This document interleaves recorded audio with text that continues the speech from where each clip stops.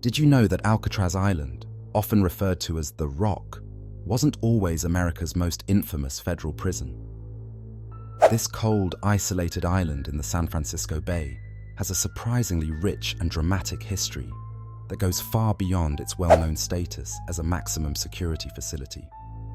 Let's take a deep dive into the untamed legacy of Alcatraz. Before Alcatraz gained notoriety as a prison, it served an entirely different purpose. During the Civil War, Alcatraz started off as a military fortress. Its strategic location made it perfect for defending San Francisco's harbor from potential invaders.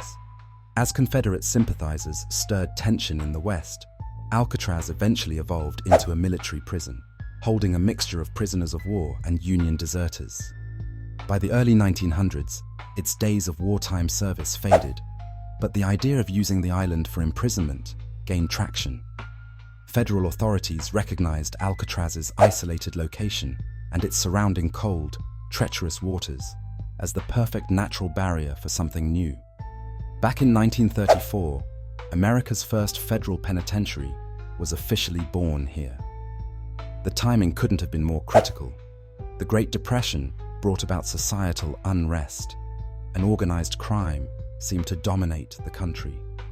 Law enforcement officials faced increasing pressure to deal swiftly with high-profile criminals, such as John Dillinger and George "Machine Gun" Kelly.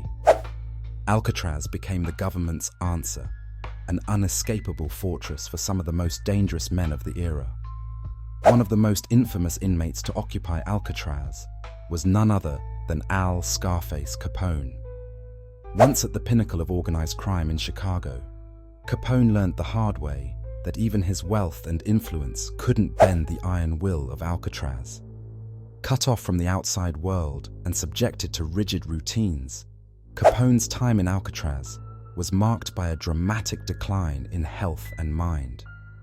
Nicknamed the Rock for its no-escape reputation, Alcatraz also housed George "Machine Gun" Kelly, known best for his high-profile kidnappings, and Robert Stroud, famously dubbed the Birdman of Alcatraz. Stroud's unique fascination with birds kept him occupied during his confinement, adding a curious layer to the prison's lore. However, Alcatraz was more haunting for its harsh conditions than for its famous inmates. With bitter cold winds, strict discipline, and minimal contact with the outside world, life on Alcatraz was a punishing ordeal for its prisoners. Yet, stories of escapes persisted. 14 escape attempts were made, 36 prisoners involved, but none conclusively succeeded. The mystery surrounding the dramatic 1962 escape, where 3 men disappeared into the bay, endures to this day.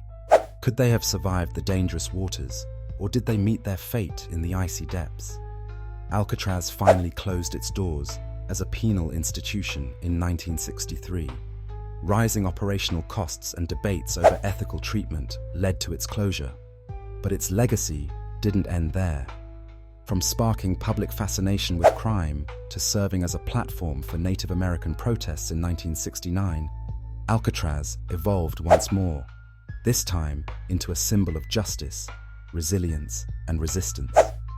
Today, Alcatraz Island continues to stand as a testament to its layered history, attracting over 1 million visitors a year who are eager to uncover its mysteries and learn about the legends of the Rock.